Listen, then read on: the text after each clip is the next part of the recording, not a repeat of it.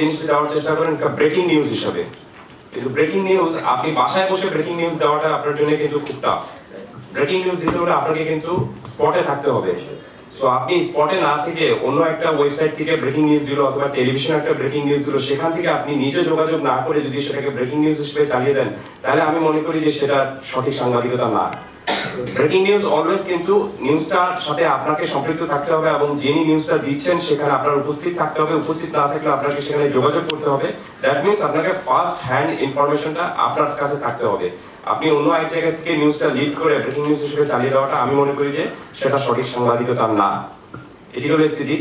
এবং এই কারণে আমি মনে করি যে ক্রিকেট খোঁড়ে যারা পোস্ট করেন তাদের উচিত অ্যানালিটিক্যাল লেখাটা, অ্যানালাইসিস করাটা। আপনি ব্রেকিং নিউজ হিসাবে নিজেদেরকে জাহির না করে জাস্ট একটা অ্যানালাইসিস করা, এবং সেই অ্যানালাইসিসের আর ক্রিকেটে একটা জিনিস সবসময় আপনি দেখবেন যে ক্রিকেটে কিন্তু আপনি কখনো কাউকে সন্তুষ্ট করতে পারবেন না। আপনি একটা ভালো শট খেলে আউট হলেন, কিন্তু তারপরে অনেকে বলবে যে কেন এই শটটা খেললো। আর ক্রিকেটে কিন্তু এটা হতে পারতো, ওটা করতে পারতো, এইভাবে আউট হতে পারতো, এইভাবে না খেলে এরকম হতে পারতো, ইত্যাদি অনেক ধরনের প্রশ্ন আপনি কিন্তু তৈরি করতে পারবেন। সো এটা একটা বিষয় রয়েছে। এই কারণে আমি বললাম যে আপনাকে একটু বিশ্লেষণধর্মী লেখা লিখতে হবে, নিউজ ব্রেকিং নিউজের দিকে না তাকিয়ে। আপনি আপনার মন্তব্যটা দিলেন সেটা ঠিক রয়েছে, এবং অতি অবশ্যই কিন্তু ব্যক্তিকেন্দ্রিক আক্রমণ যেন না হয়, এবং কোনো মতেই যেন আমি আর কয়েকটা পোস্টের কথা উল্লেখ করি। সেটি হলো যে অনেক দল নির্বাচন যখন হয়েছে তখন কিন্তু দেখলাম যে আমাদের নির্বাচক মন্ডলী যারা রয়েছেন তাদেরকে নাম উল্লেখ করে কিন্তু অনেকে বলেছেন যে কেন এরকম করা হয়েছে বা একটু ডিগ্রেড করা হয়েছে। তো আমার মনে হয় একটা জিনিস মনে রাখতে হবে যে যারা দল নির্বাচন করছেন তারা কিন্তু বাংলাদেশের সর্বোচ্চ পর্যায়ে খেলেছেন। সো তারা ক্রিকেট আমার চেয়ে আপনার চেয়ে কম বুঝেন সেটা ভাবার কোনো কারণ নেই। হ্যাঁ, তার মানে এটা না যে তারা ভুল করবেন না, তারা হয়তো ভুল করতে পারেন, কিন্তু তাদের সেই ভুল ধরিয়ে দেওয়ার উপায়টাও কিন্তু একটা সফিস্টিকেটেড কায়দা হওয়া উচিত। সেখানে এমন কায়দা হওয়া উচিত না যাতে উনি এই নিউজটা পড়লে কখনো সেটার জন্য মানে তার মনের মধ্যে এক ধরনের মানে অন্য ধরনের একটা বিষয় মানে ধারণা জন্মায় আর কি। আর ধারণাটা তিনি যদি ভুল করে থাকেন, তার লজিকটা আপনার লজিকটা যদি ঠিক থাকে এবং তিনি যদি সফিস্টিকেটেড থাকেন, তাহলে আমি মনে করি যে তিনি আপনার সেই লজিকটা অবশ্যই গ্রহণ করবেন। এটি গেল একটি দিক। এবং অতি অবশ্যই আবেগকে বাদ দিয়ে আপনাকে লজিকটা বেশি প্রতিষ্ঠিত করতে হবে যখন আপনি মন্তব্য করবেন।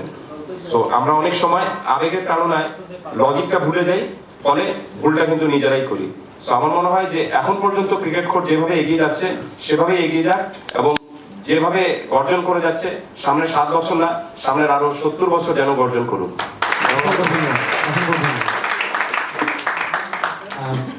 কায়সার ভাইয়ের যে জিনিসগুলো এগুলো আমাদের সবার জন্য অবশ্যই ইম্পর্টেন্ট, যারা রেগুলার পোস্ট করি।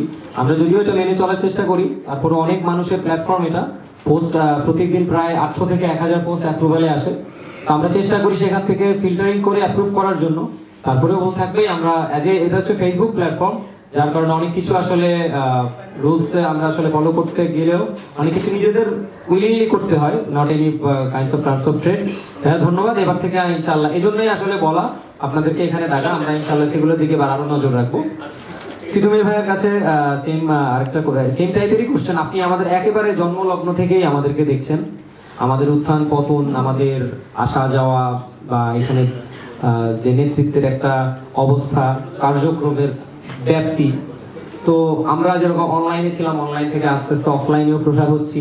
আমাদের যে স্ট্র্যাটেজি, লাইক আমরা প্রত্যেকদিন মাঠে গিয়ে হয়তো খেলা দেখতে পাচ্ছি না, আমাদের হয়তো আমরা সবাই বেশিরভাগ স্টুডেন্ট এখানে, আমরা হয়তো দেশের বাইরেও যেতে পারছি না, বাট ক্ষুদ্র সামর্থ্যের মধ্যে আমরা বিভিন্ন জেলায় যেমন লাইক প্রথম আলো বন্ধু সভা যেটা করে বা অন্যরা যেটা করে কমিউনিটি করে তুলছি। যেই ছেলেগুলো একেবারে গ্রামে থাকছে, তার জন্য প্রতি মাসে বা 6 মাসে একবার ঢাকা আসা সম্ভব হয় না, তাদেরকে আসলে প্ল্যাটফর্ম ক্রিয়েট করে দেয় যাতে ক্রিকেট খোরের নাম দিয়ে তারা খেলে। এই বিভিন্ন কুইজ শো, বিভিন্ন চ্যারিটেবল প্রোগ্রাম করে আমরা অনলাইন থেকে আস্তে আস্তে অফলাইনে ডাইভার্ট হচ্ছি। তো এই রূপান্তর কিংবা এতে আরো কিছু আমরা কি করতে পারি বা কোন দিকটা আপনার দৃষ্টিকটু লেগেছে, সেটাই একটা সংক্ষিপ্ত আপনার মতামত চাচ্ছি। দৃষ্টিকটু দিয়ে তাহলে শুরু করি। দৃষ্টিকটু ঠিক না, মানে সবসময় এই মঞ্চে এই জায়গাটাতে মাহবুব এলাহি কেন থাকবে, কেন ক্রিকেট করে আমি আরো মানে একটু লিডারশিপের কথা যদি বলি, একটা যে কোনো অর্গানাইজেশনকে এগিয়ে নিয়ে যাওয়ার জন্য লিডারশিপ ইজ ভেরি ইম্পর্টেন্ট। ও তো নিঃসন্দেহে হি ইজ দ্য বেস্ট, কিন্তু আমি চাই ওর পাশাপাশি আরো কেউ আসুক, আমার সঙ্গে অন্যরাও একটু যোগাযোগ করুক। ও আমাকে প্রতিদিন এই প্রোগ্রাম ঘিরে অসংখ্যবার ফোন দিয়েছে। হাফিজ আগে দিত, ও এখন একটু ব্যস্ত। সেম কাউসার ভাই একটা নতুন জীবন শুরু করেছে। সবকিছু মিলে আমার মনে হয় যে অন্যরাও একটু এগিয়ে আসতে হবে, স্টেপ আপ করতে হবে একটু নিজে থেকেই। মানে কেউ হয়তো একটু মন খারাপ হয়, এই সমস্ত ক্ষেত্রে যেটা হয়, আমি নিজে অনেকগুলো অর্গানাইজেশনের সঙ্গে যুক্ত, সবাই সমানভাবে কাজ করে না এবং অনেকের মধ্যেই মানবাভিমান থাকে। কিন্তু এগুলো আলটিমেটলি যেটা হয়, প্রতিষ্ঠানটা বা অর্গানাইজেশনটাকেই আসলে পিছন দিকে টেনে নিয়ে যায়। তো আমার মনে হয় যে এটা একটা সময়, 7 বছর যেহেতু হয়ে গেছে, আমি বলবো এটা একটা মিড লেভেল চলছে এখন। তো এখন একটু অন্যদের সামনে এগিয়ে আসতে হবে, একটু মাহবুবের সঙ্গে নিজে থেকে তাকে দেখে শেখে এবং তার কাছে গিয়ে জানা, ভাই আমরা কি করতে পারি, কিভাবে আমরা আরো অবদান রাখতে পারি, কোন দায়িত্বটা নিতে পারি। দায়িত্ব নেওয়াটা হচ্ছে সবচেয়ে বড় চ্যালেঞ্জ। আমরা আসলে কেউই দায়িত্ব নিতে চাই না বেশিরভাগই। আমি আমার মতো, মানে আমি পার্সোনালি প্রোগ্রামে আসলাম, অডিটোরিয়ামে বসলাম, খেলাম, মজা করলাম, চলে গেলাম, কিন্তু পেছনে তো একটা দীর্ঘ পরিশ্রম থাকে। এবং আজকেও এর পরেও আমি জানি আমরা হয়তো একটু পরে চলে যাবো, বাট ওদেরকে এই কাজগুলো করতে হবে, অনেক কিছু গোছানো, হিসেব নিকেশ, এভরিথিং। তো এই সবগুলো এক একটা পার্ট, এইটা খুব জরুরি। নাম্বার 1, অফলাইনে যেটা আমি সবচেয়ে পছন্দ করি ক্রিকেট করে, সেটা হচ্ছে এই যে সিপিএল যে জিনিসটা, খেলাধুলাটা। মানে আমরা আসলে খুব প্রতিনিয়ত লেখালেখি করি, অভিযোগ করি যে মাঠ নেই, খেলার জায়গা নেই বাচ্চাদের, কিন্তু একই সঙ্গে সময়ও নেই। এটা একটা বড় প্রবলেম, সবাই এত ব্যস্ত। তার মধ্যে ওরা যে এটা রেগুলারলি করে, আমি নিজেও মানে আমারও সময় নেই, তারপরে আমি গিয়েছি, খেলেছি, খুব এনজয় করেছি। এটা খুবই জরুরি খেলাধুলার মধ্যে থাকা, এবং আমার মনে হয় এইটা কন্টিনিউ করবে অবশ্যই। এবং এটা খুবই ইম্পর্টেন্ট যে আমাদের সবকিছু খুব ঢাকামুখী, বাট ওরা মানে ক্রিকেট করে এটা ঢাকার বাইরেও করছে, যেটা আসলে খুবই অ্যামাজিং একটা ব্যাপার, এবং সেটা আমার ধারণা সেটা কন্টিনিউ থাকা উচিত। একটু আগে আমি আর কায়সার ভাই একটা আলাপ করছিলাম যে এই প্রোগ্রামটা যদি আউটডোরে হয় কেমন হয়, এবং আমরা দুজনে এগ্রি করেছি যেটা আমরা আমাদের পক্ষ থেকে একটা প্রপোজাল, যেন একটু খোলামেলা জায়গায় আমরা হাত পা ছুড়ে দৌড়াতে পারি, খেলতে পারি, একটা গেট টুগেদার, পিকনিক, মজা হলো, কথা হলো। হ্যাঁ, সেটা আশা করি ক্রিকেট খোর কর্তৃপক্ষ বিবেচনায় রাখবে। অবশ্যই সামনের বার প্রত্যাশা মাঠে করবেন। আরেকটা ইম্পর্টেন্ট পয়েন্ট, সেটা হচ্ছে এখন আসলে বিশ্ব জুড়েই যেটা খুব একটা চিন্তার ব্যাপার হয়ে দাঁড়িয়েছে, সেটা হচ্ছে অনলাইন অ্যাডিকশন। আমাদের ক্রিকেট খোরের এই প্ল্যাটফর্মটা অনেক বেশি অনলাইন কেন্দ্রিক। হয়তো আমি এখানে ক্রিকেট করে আমার টাইমলাইনে আসছে, আমি চোখে পড়ছি, বা কোনো একটা নির্দিষ্ট কিছু খোঁজার জন্য আমি ক্রিকেট কোর সার্চ দিয়ে যাচ্ছি, বাট এখানে অনেকেই আছেন তাদের প্রতিদিন ক্রিকেট করে না গেলে ঘুম হবে না, ক্রিকেট কোর গ্রুপটাই পেজটাই কিছু না লিখলে ঘুম হবে না, চোখ না বোলালে মনে হবে দিনটা কেমন যাচ্ছে। অনলাইন এবং অফলাইনের ব্যালেন্সটা করা খুব জরুরি, এবং এইটা নিয়ে আমার ধারণা যে আলাদা করে আসলে একটা সেশন হওয়া উচিত, কথা হওয়া উচিত। একটু আগে আমি আর ফাইন যে দুজনকে পুরস্কার দিলাম, দুজনই খুব ছোট মানুষ, তারা অনলাইন অ্যাক্টিভিটিস এর জন্য পুরস্কার নিয়ে গিয়েছে, এবং আমি হোপফুল, আমি আশা করি যে তারা নিশ্চয়ই তাদের পড়াশোনা অন্যান্য কাজ ঠিক রেখে এটা করছে। কিন্তু একই সঙ্গে এটা একটু ক্লিয়ার হওয়া দরকার যে এটা কিন্তু এখন আস্তে আস্তে একটা অ্যাডিকশন এবং একটা মানসিক স্বাস্থ্য সমস্যা হিসেবে রিসেন্টলি ওয়ার্ল্ড হেলথ অর্গানাইজেশন এটাকে ক্যাটাগরাইজড করেছে যে অনলাইন অ্যাডিকশন একটা প্রবলেম আমাদের দৈনন্দিন জীবনে।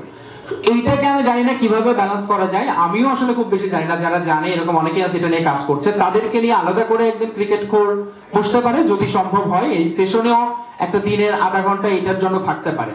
বাট আমি যেটা বলতে চাইবো যে একটু অনলাইন অফলাইনের ব্যালেন্সটা করা খুবই খুবই জরুরি। আমরা এখানে 4 জন বসি এখন, বেশিরভাগ সময় অনেক দূর থেকে ফ্রেন্ডরা মিলে যোগাযোগ করে আসে, 1 ঘন্টা বসলে 50 মিনিট যে যার ফোনে ব্যস্ত থাকে, 10 মিনিট কথা বলে চলে যায়।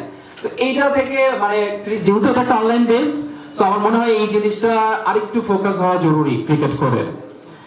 আর যেটা কাসের ভাই বলে দিছে, ওটার সঙ্গে আমি একটু আরেকটু ওইটা বলেই র্যাপ আপ করবো যে হেট আরেকটা খুব বড় প্রবলেম। মানে আমরা মানে খুব দ্রুত হেটটা বেশি ছড়াচ্ছি সোশ্যাল মিডিয়াতে, অনেস্ট ওপিনিয়ন আমরা নিতে পারি না, ক্রিটিসিজম তো একেবারেই না। এক্ষেত্রে আপনারা যারা তাহমিদ আহমেদকে চেনেন তাকে একটু ফলো করতে পারেন।